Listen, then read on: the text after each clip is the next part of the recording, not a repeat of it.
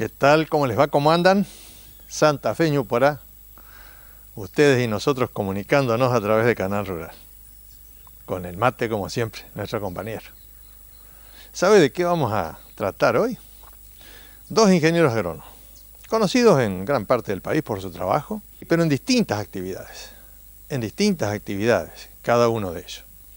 Hernán Puello, que presentó un libro días pasados en la Mercoláctea en Rosario, dice Santa Fe, tiene mucho para decirnos de su trabajo de extensionista. Cuando pasó de extensionista a ser gerente de una empresa cooperativa de insumos para el campo, Integral Insumos, le tocó otro rol. Y después volvió a asesorar, pero ya en el marco de un trabajo con el gobierno nacional.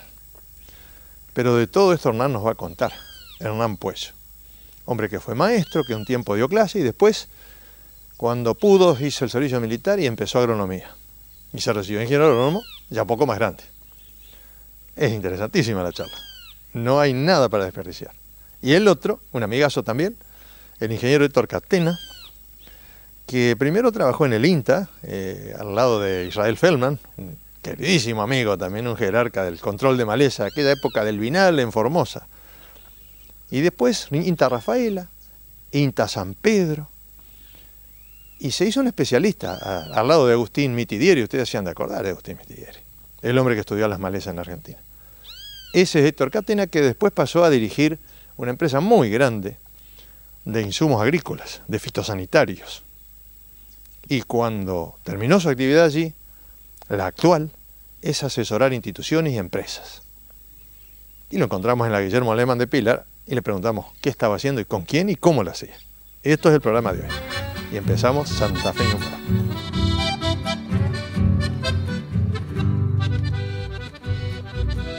Estás hablando de los grupos de ACA, de los grupos de Sancor, de los grupos GISER de Entre Ríos, de los GEAC, de los GAICO y todo esto. O sea, fue una multiplicación explosiva que permitió que esa gente trabajando en grupo. Bueno, en primer lugar, el problema que se discutía en aquellos momentos era el problema que se discutía era que existía la tecnología y no llegaba al productor. Esa era una primera cuestión. Entonces, bueno, creo que allí es cuando los técnicos empezaron a conocer, los productores empezaron a conocer que existía un ingeniero agrónomo o un médico veterinario, en los casos, que podía colaborar, digamos, con ellos, ¿no? Y bueno, hay anécdotas, no muchas, pero algunas anécdotas que uno relata en el libro donde había que superar en algunos casos la situación de los curanderos. O sea, no, esto parece un disparate, pero no era tan disparate. O sea, sí, había productores que bueno, acudían a los curanderos cuando tenían una plaga. Y no estamos hablando de muchos siglos pasados, estamos hablando de 3 décadas, ¿no? Entonces, eso por un lado. Y por el otro lado es, sobre todo en la provincia de Santa Fe, donde el movimiento cooperativo ha sido y es importante, digamos, permitió lograr lo que decía Pablo Arí, es decir, juntar la experiencia de cada uno para potenciarla. Entonces, creo que eso es importante conocerlo, porque también entender de dónde se partió, o sea, de dónde se partió, hablando de la lechería, que es el tema, pero que esto vale para otras actividades agropecuarias, pero en la lechería, la provincia de Santa Fe tenía menos de 200 litros de leche por día por tambo. Eso era lo que producían. Y bueno, hoy resulta, o puede causar gracia a las nuevas generaciones, ¿no? Pero para hacer esto, además de comunicarse y ayudar a que se comuniquen, hubo que hacer algunas acciones que fueron decisivas, como aquel trabajo con las alfalfas, que cambiaron para entonces totalmente lo que fue la producción, y un poco más adelante, también a través del trabajo de una cooperativa, que generó una empresa, Integral Insumos, un poco más adelante equipos que hoy están en todo el país, que empezaron con la conservación de forraje, pero que se extendieron a muchas cosas más. Sí, claro. Bueno, el tema de la alfalfa merece toda una historia que es muy interesante. En el tema de la alfalfa, digamos, La CUF, básicamente digo la CUF porque significó un quiebre. En los años 70 uno de los problemas más grandes que teníamos, sobre todo en la región central, era el decaimiento de los alfalfares. Y sin embargo, bueno, había, según los técnicos y según la especialidad de cada uno, si eran problemas de patógenos, problemas de malezas o problemas de suelo, pero lo concreto es que la alfalfa no funcionaba. Y ya el INTA había traído la CUF, que era una alfalfa con resistencia a algunos pulgones y que además tenía la particularidad de producir invierno.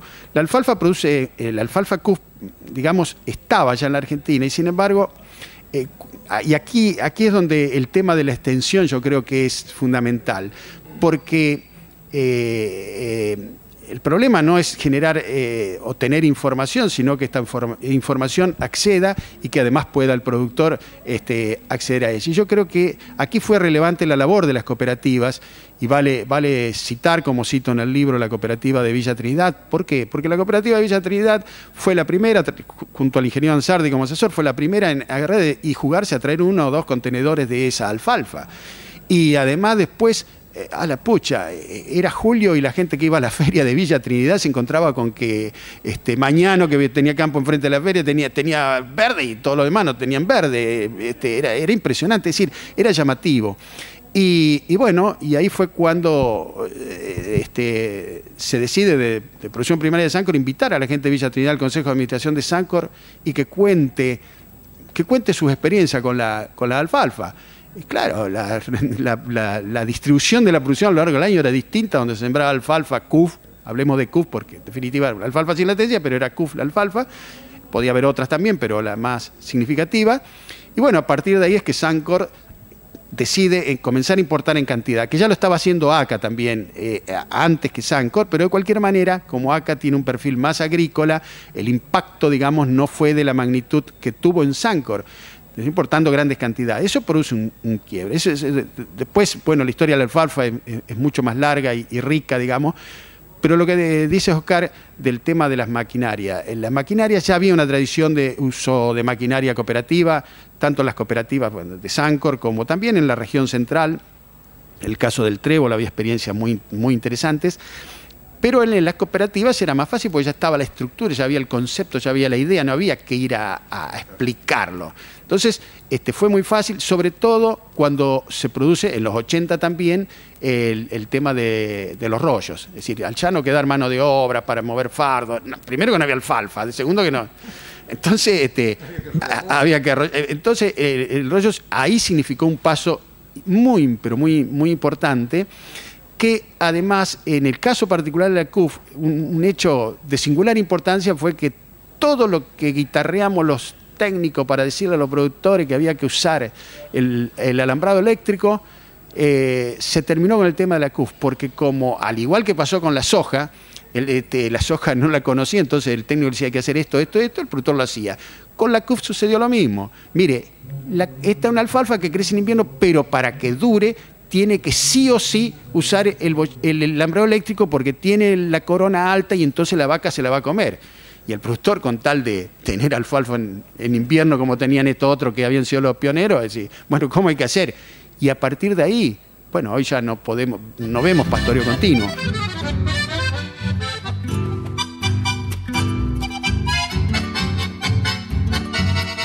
Al ratito nomás, después de la tanda comercial, los avisos institucionales del canal, seguimos charlando con Hernán Puello, maestro rural, ingeniero agrónomo, extensionista de alma, luego gestor de una gran tarea que fue colaborar a que en la Argentina vinieran las alfalfas sin latencia, y la empresa CLAS, esta verdecita clara, ¿sí? Vinieron a Sunchales allá en el año 2000, fue la inauguración en enero, estuve yo también, así que de esto se trata lo que tenemos ahora. Ya seguimos.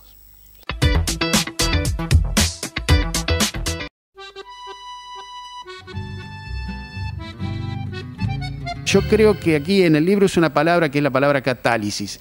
Y yo creo que esa ha sido y es la función, una de las funciones centrales del extensionista, es decir, ser catalizador.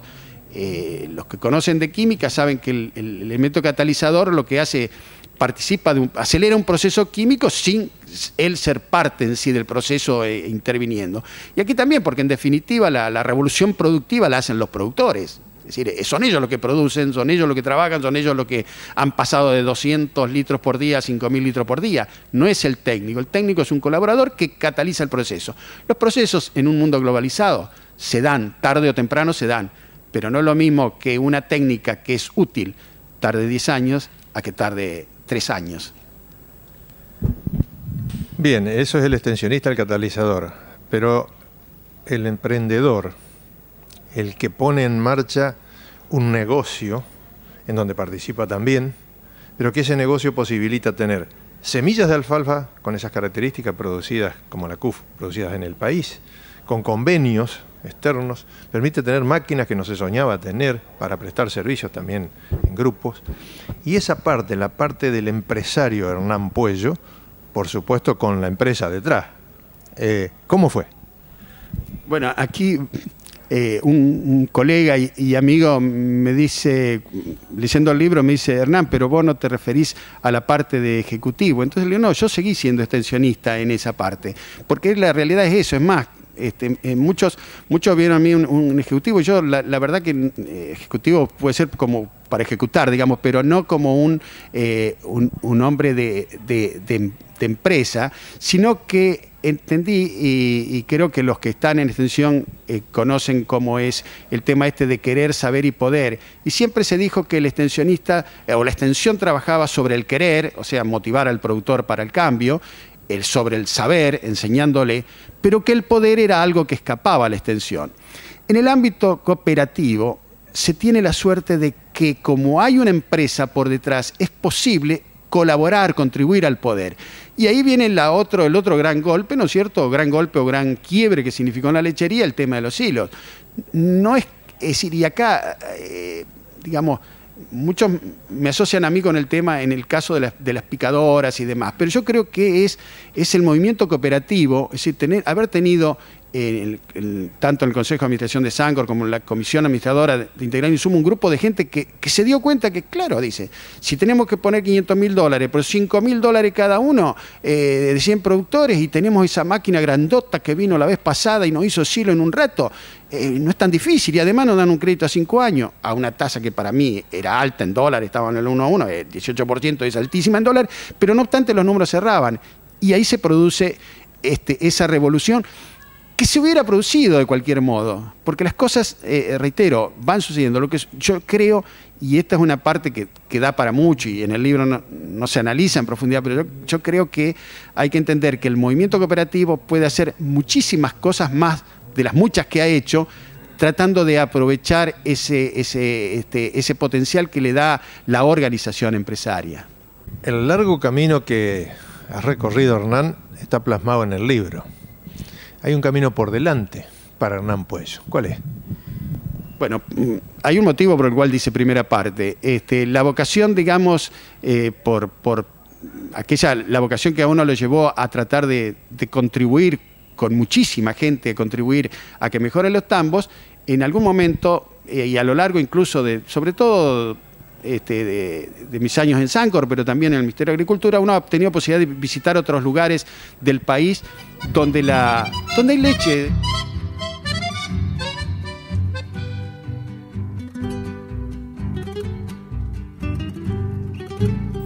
Mi esposa fue una de esas tantas jóvenes y jóvenes que dejaron sus mejores años en esos tambos que relata en forma tan brillante mi amigo Miguel Ángel Sterren en esa poesía que pongo en el libro, cómo era la ordeñada y cómo eran los tambos. Muchísimos jóvenes dejaron sus mejores años en eso, y bueno, de alguna manera, bueno, esas cosas han cambiado, y eso es una cosa linda. Y ahora viene la charla con Héctor Catena, conocido por algunos como el Tano Catena. Hombre nacido en Santa María Centro, Santa María Norte, San Jerónimo Norte, Sa Pereira, Angélica, kilómetro 85, Pilar, Aurelia. Todos estos eran los pagos en donde anduvo caminando Héctor Catena. Pero hoy vamos a hablar con él de qué está haciendo y cómo lo hace en cuanto a asesorar empresas, en este caso una cooperativa como es la Guillermo Lehmann de Pilar.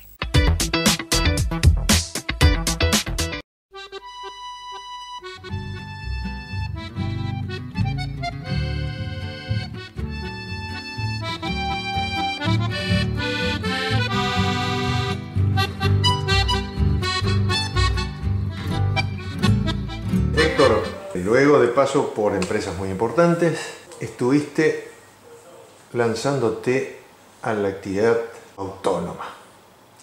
En todo lo que vos sabías hacer en las empresas, ahora lo estás haciendo de forma personal. Sé que te va bien y que caminas mucho. Ahora contame, ¿en qué consiste tu trabajo y para quién va dedicado y qué le posibilita? Bien, gracias. Estamos trabajando básicamente a través de varias cooperativas. Hoy estamos en una de ellas, la Guillermo Lehmann, acá de Pilar. Básicamente en un tema que preocupa, que es que estamos en víspera del primer gran traspaso generacional que se está dando a nivel de productores agropecuarios. La gente que hoy tiene 50, 60 años vivió mucho con los padres, vivían juntos en el campo y demás. Y los hijos se han ido a estudiar y demás. Entonces ese traspaso generacional a nivel de socios de cooperativa está trazado como mínimo 10 años. El promedio de edad de los socios de varias cooperativas de la zona núcleo del país son casi 58 años, mientras que en los grupos CREA los promedios de edad son de 48 años. O sea que hay 10 años de atraso. Ese atraso trae aparejado de que el hijo ya es grande, entonces se fue a la ciudad y demás, no vuelve, y cuando el padre por cualquier cosa deja la actividad, el hijo en la ciudad dice, no, yo no vuelvo más. Y el campo se alquila o se vende. Y lo que a nosotros nos preocupa es que muchas de las propiedades de campo que son tradicionales, nuestras familias que poblaron hace más de 100 años toda esta zona, van a ir desapareciendo. Y la consecuencia después es para los pueblos y demás. Entonces, ayudar en el traspaso generacional, ese es el trabajo que estamos haciendo. Concientizar a los padres que el traspaso empieza a los 50 años, 55, y concientizar a los hijos que el traspaso comienza a los 15 o 20 años. El gran problema, para redondear la idea, es el diálogo, porque son generaciones distintas. Entonces no son los mismos códigos. La generación de los nacidos después de la guerra, como somos nosotros, que los americanos llaman los baby boomers, o los I, que son menos de 30 años, manejan códigos distintos. Nuestro trabajo es aproximarlos, es generar, como se dice, sensibilización en todo este aspecto, y lograr, si logramos que una familia, que una empresa familiar tenga continuidad, ya nos damos por satisfechos. En eso no solo son estímulos, sino también hay técnicas y hay mecanismos para hacerlo. Exacto, los famosos protocolos, que consiste en que cada miembro de la familia exprese su idea, exprese qué es lo que quiere hacer y ayudarle, ¿no? Como ejemplo, hoy un hijo puede vivir en España, el otro en Nueva York y el otro en Pilar, y pueden ser socios, ¿no es cierto? Cosa que hasta hace poco era imposible. Todo el facilitar la realización de protocolos en la familia es el gran desafío. Esto antes que lleguen los abogados, ¿no es cierto? Nosotros queremos hacer el preconsenso o el consenso. Después vendrán los abogados y los contadores. Nuestra actividad es previa a que lleguen estos profesionales, porque creemos que el diálogo es un estímulo, es una sensibilización, es hablar, es contar experiencias y demás, para que se aproximen las partes. Bueno, de esto vos lo sabéis y mucho, ¿no? Si vos te referís a que ese trabajo los tenga que hacer un asesor que, por ejemplo, está en el campo por ser ingeniero agrónomo, ¿qué necesita ese ingeniero agrónomo para dar un paso de ese tipo, saliendo de lo que es tecnológico? Necesita tener una visión, repasar cuál es nuestra visión como profesionales en esta Argentina de hoy. Cuando nosotros lo recibimos, nuestra misión era aumentar la productividad. Somos todos productivistas, ¿no? Qué bueno, acá se producía 10 quintales, ahora 20. No descarto que eso hay que seguir trabajando, pero lo que tenemos que preguntarnos ahora es ¿quién va a producir esos 20? ¿Y qué pasa con la familia de quien produce esos 20? sea, se amplía mucho más el panorama, porque la sustentabilidad, no estoy diciendo nada nuevo, no es solo productiva, sino que es social y familiar. Para sostener gente en poblaciones pequeñas, en el campo y en poblaciones pequeñas, como son muchas las del centro de Santa Fe, Entre Ríos y demás, Córdoba también, se necesitan actividades a veces no solamente agropecuarias, también las industriales, también los de servicio. ¿Cómo ves eso? ¿Cómo evoluciona? No está evolucionando bien eso, porque es todo, hay un marcado desinterés de esa generación intermedia. Esa generación que se demoró el traspaso es la generación que hoy falta en las cooperadoras escolares, falta en las comisiones de los clubes, y eso está pegando muy duro. Por suerte, los chicos menos de 30 años están muy bien preparados y son chicos que les gusta vivir bien, que van a disfrutar lo que los padres hicieron. Hay una generación en el medio que está ahí, como en el mundo le dicen que es la generación zombie, ¿no es cierto? Todo esto, Oscar, empieza a verse, a vislumbrarse, a solucionarse cuando dos personas se sientan a hablar. Ahora, los padres dicen que no es fácil hablar con el hijo que viene de la ciudad a estudiar un fin de semana porque duerme todo el día. El hijo dice, yo no puedo hablar con mi viejo esto porque si le pregunto algo, mi viejo me dice, ¿qué pensás, que me voy a morir? Se necesitan hacedores. 50, 60 años atrás eran los curas de los pueblos, solucionaban muchos problemas familiares. Después vinieron los técnicos extensionistas del INTA, eran grandes solucionadores de problemas familiares. Ahora no quedan más esos personajes, hay que reavivarlos, hay que reformularlos, hay que volver a empezar en este aspecto. Tu libro, Dele una vuelta a Escobar, que rememora estas cosas de este pilar santafesino donde vos te has criado, leyéndolo ahora muchos años después, ¿qué te dice? Y me dice que eso forma parte de una historia que yo creo que nuestra generación es la última generación que vivió experiencia en el campo. Nuestros hijos ya van al campo con el GPS, si no nos llegan, ¿no? Entonces creo que nuestra responsabilidad es contarla y escribirla. Después algunos la leerán, otros no. Y en esto te quiero anticipar de que posiblemente en el 2015 ya tendremos lista la novela que explica la llegada de los tanos a esta zona y sus vivencias y demás, así que espero poder concretarla para el 2015. ¿Y la pensás llevar al teatro? No, hasta ahora escrita nomás, porque es una recopilación es una articulación entre datos reales de lo que uno se imagina que fue, ¿no? Héctor, querido Tano, amigo, muchas gracias. Gracias a vos por tu tiempo.